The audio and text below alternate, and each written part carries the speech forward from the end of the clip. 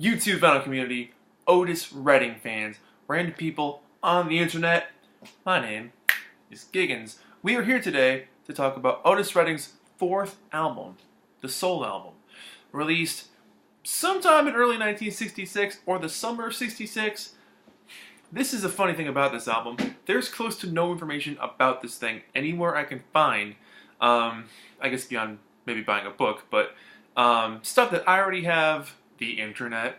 I was having a hard time coming up with details about this thing. Some people say it came out April 1st of that year in 66. Some people say it came out in August. Quite a gap there between months. That said, it was recorded probably at the end of 65, maybe into early 66, and then released at some point in 66. What I have discovered with Otis' stuff, though, is that I feel like this one gets overlooked pretty often.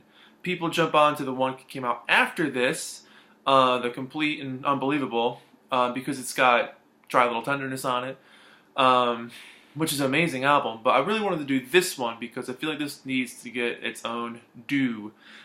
This is an original on the Volt label, the yellow Volt label, which is pretty cool. Condition-wise, it's not the best, but I kind of like the crackles and pops a little bit because it adds to the atmosphere of his delivery. Otis's band at this point, was basically the Stax team, so a combination of either like Isaac Hayes or Booker T and the MGs. He had a heck of a band with him.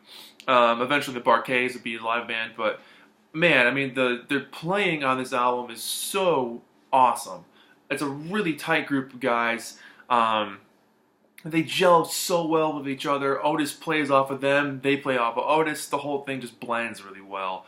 I mean, by this point in Otis's career, he had established a name for himself. He was only a few years into being, professionally on his own as Otis Redding after having been in other groups or backing people up or just helping people out as a roadie. Then getting discovered and signed in 1962 or 3. So this was only a few years into his life, and he was like 24, 25 when this came out. He was a young guy. But his voice and his character and his depth and his emotion spanned generations. It sounded like he'd lived several lives and gone through enough heartbreak to know how to sing about it and really transform just listening to something and having it take you to a different place. 50-odd years later, you can listen to him and be like, damn, I know exactly what this guy's talking about. Like, it's an amazing thing when you're that charismatic and that special and that talented as a performer and an interpreter of words. That's something to be said. It's a very rare thing.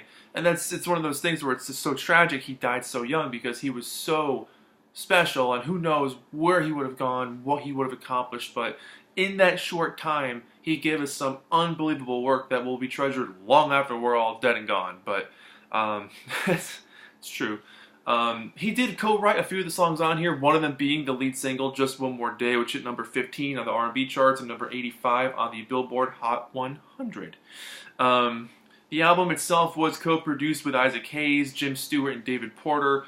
Jim Stewart was the guy who founded Stax Records, and David Porter, I did some research on him because I was unfamiliar with his name, and realized he has written some of the most amazing songs of the 20th century. I mean, he wrote everything from, he wrote stuff in the 60s all the way up to, current stuff, with Drake. He's been around for a long time being a producer and a writer. But he wrote Soul Man and Hold On I'm Coming for Sam and Dave, and then 30 years later wrote Getting Jiggy with It for Will Smith. Who knew? Very cool. He helped produce this thing too. So on the album, like I said, you got Booker T and the MGs, you got Booker doing the piano and keyboards along with Isaac Hayes, Steve Cropper on guitar, Donald Duck Dunn on bass, and Al Jackson Jr. on drums. On the horns, you have Wayne Jackson, Sammy Coleman, and Gene Miller. On tenor sax, you have Charles Axton and Andrew Love. And on baritone sax, Floyd Newman. Just an incredible grouping of human beings to make this album. But what I'd like to know more about, I know the cover photo was taken by Peter Levy, but who is this model? Who is this very, very attractive girl on the cover of this album? There's no story behind it. I'd like to know what's going on with this. How did they choose her picture? How was the setup done for this? What were the recording sessions like? Are there demos? Are there hours of rehearsal. I mean, there's a lot of mystery with this album that I just find fascinating that it just doesn't exist. I feel like these kind of albums that are so special need to have a format to exist where they show off the creation of this thing, and I'll let my tiny little corner of the internet try to do a little bit of justice for that. So this was his second of 2 albums that came out in '66, the other being The Complete and Unbelievable, which featured Dry Little Tenderness. So the lead-off track on here, Just One More Day, Otis co-wrote this one, and it's totally the classic Otis feel. It's patient, it demands your attention, and it's desperately breathing in a slow growl, slow burn kind of a way, and the slow swelling horns that kind of accentuate this song add to that tension and anxiety that a lot of his songs are characteristic of. I mean, you get that yearnful desperation in his powerful voice and his delivery, and that combination of his voice and that music just makes for a beautiful arrangement that really just showcases how every syllable that comes out of his mouth wraps around that microphone and smacks you in the head to say, like, hey, this is how an emotion is supposed to feel like, and then described. He had that way with words. The key change at the end I find very interesting because it takes the song into a slightly weird kind of feel. It's almost like it's unsure of itself, but in that epic kind of way, in that sort of like tepid foot in the pool, bit cold kind of feeling. It just delivers another, not like unnerving experience, but definitely something that captures your attention. I think it captures your emotions more than anything, which is what he was supposed to do with his words. I mean, he just did that well. So I think that combination of slightly weird's the wrong word to use. I don't want to use the word unnerving or unsettling, but sly, maybe curious chord. I don't know, but it's a very interesting effect. It's growing, this second track on here. This is where Otis starts to take off, and you get that more of that upbeat kind of, shoe shuffling kind of vibe. You're on the dance floor, you're hanging out with all your friends, you're just dancing it up, you're having a good time. This is that sweaty kind of dance floor number. It's punchy in the horn section, the drums are just stomping along, and the bass is really, really heavy on this one. I love the bass line on this, so you can really, really hear that well. But there's enough like change-ups in the chorus to keep things interesting. It doesn't stay the same the whole way through. So it makes for a really fun track, which I like the pacing on this album a lot because it's kind of like a roller coaster ride. It's a little bit slow, it speeds up, there's kind of a mid-tempo stuff, speeds up again, slows down again, nice balance. Which leads us to track 3, Cigarettes and Coffee, which is just hands down one of the most amazing songs he ever did. Again, that slow burn kind of arrangement, that's kind of his forte and what he really excels at, where the music kind of just creates a mood and a vibe and an atmosphere, and then he just commands the rest of it. In the only way that he could, and probably the only way he knew how. I mean, it's just the way he just delivered a message was just so powerful and impactful that it really just captures your attention. But it's a song it's an introspective track. Just when you're up late, you're having those deep talks, you're lost in that world. It's that, past 2 a.m. kind of feeling where you're groggy, but you really want to keep talking about something. And you know that both your brains are kind of like getting lost in the world of thought and just going deep down the rabbit hole of, it all comes back to the songs we were singing kind of thing. And on top of all that, there's a deep love and admiration for the person you're with when you have that conversation. So it's kind of a striking song, but again, it's one of those things where it is another commanding of your attention type of track. Chain Gang, this is the cover of the Sam Cooke song, and this song is perfect for him because he totally takes the song and makes it his own. Just like he did with Satisfaction and Day Tripper. He took something that already existed in a different world, and not different world, but like a whole different element of song construction and delivery that was meant for another artist, another band, and makes it as if he wrote it, which I find absolutely fascinating that he could pull that off so well. But it's bouncy, it's sprightly, it's upbeat, it's totally clever. I mean, I love the whole delivery of this track. It's very fun. And then the last song on side 1, Nobody Knows You When You're Down and Out. It's a classic song. Everyone's done it. Clapton's done it. Did Cream do it? Oh, it's on Layla, Derek and the Dominoes. Um, I mean, John Lennon did a version of it. Like, everyone has done this song. It's been around since the 20s. Like, it's a Depression era song. But the cool thing about this is that for as serious of a song that this is, as serious of a message that this song has, um, it's something about the way he recorded it that grabs you through space and time. He did this song in 1966. As I'm making this video, it's 2018, and it sounds as fresh and vibrant as it ever would have, ever. And the fact that he doesn't take himself too seriously, because there's moments where he feels like he's tossing off a line, he'll give like a huh kind of thing. And that adds to the atmosphere of the feeling of the track and the vibe and the mentality and the delivery of the whole song and the message and what the character's trying to succeed with and try to channel with the message. But when you create that sort of like slightly less serious moment, that transcends time, because we all feel that way. We can all feel that like ugh, you know. But then on 2 seconds later, you're like, yep, no one knows me when you're down and out. Like, it's an emotion. It's a human emotion. Sometimes you're up and down. Sometimes you're back and forth. It's a connection, and not a lot of people do that. I mean, the only thing off the top of my head that's close to that is Strawberry Fields Forever. I mean, the verse of that song is so far out. I mean, that's the way he incorporates a talking type of lyric into a pop song.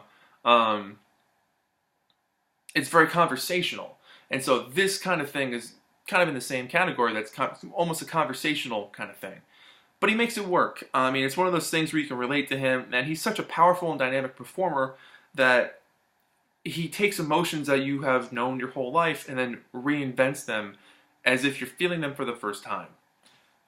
And I think that's one of the most amazing things about Otis Redding. Side 2, Good to Me. This song is just like, it's easily one of my favorite Otis songs ever. He co-wrote this one as well, but I love the sort of curious vibe. This whole song is a slightly curious, sly, inquisitive feel. The pace, the tension, the delivery. It's one magic moment after another, which is just so fun to listen to. The horns sound like they're crying, but there's a ton of love in his voice. It's like a happy, sad love kind of expression throughout this whole thing. The random drum fills that pop up sometimes, I mean, damn, is this a good song. It's just, hands down, one of the best things he ever did, if you ask me. Scratch My Back, track 2. This, for me, is like a James Brown song, because a lot of James's songs, not a lot, but he has a handful of those dance tracks where there's like a lyrical idea, and he'll run with that on top of a musical arrangement. And just make it work. Some sort of dance beat where he's got a couple of cool things he just wants to say on top of it, and that's 2 minutes, you know? This kind of feels like that in a totally fun way. It's just kind of a loose, relaxed vibe after coming off of a couple heavier songs like Nobody Knows You, and some parts are good to me, but Scratch My Back is definitely a moment of fun and a little bit of relaxation, kind of like break up the mood a little bit before you get into the next track, Treat Her Right, which is a super short song. But it's a really cool, bright, sprite guitars on this thing, the hammering drums throughout this whole track. But it's just Otis telling everyone what's up. Treat her right. Everybody makes a mistake. This song is very cool. This is one of those ones where you'd like to hear Otis do it live, because you can see him getting fully enveloped in it and just wrapped up in the whole moment and really owning it. I mean, he screams the whole thing through. I mean, it's one of those things where the whole band's on fire, he's on fire. The combination of talent on this song is fascinating, but this would be really fun to see live.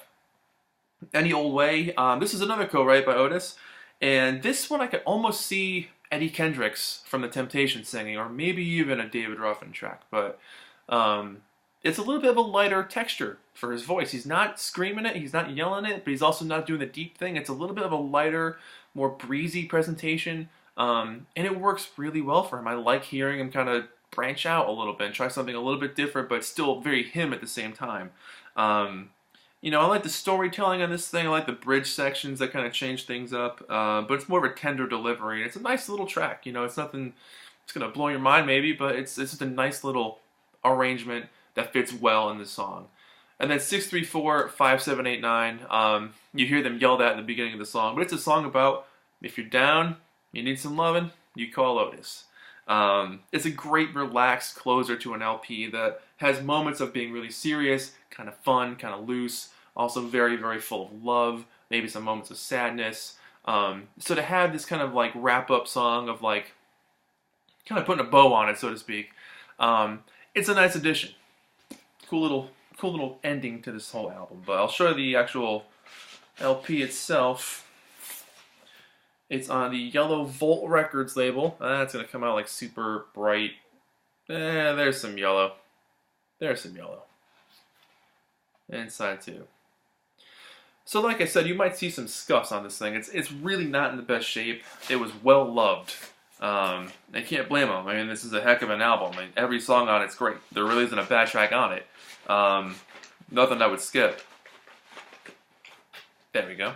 Here's the back cover, which I absolutely love the back cover on this thing. It's so cool. Some really great pictures of him live, doing his thing with the guys.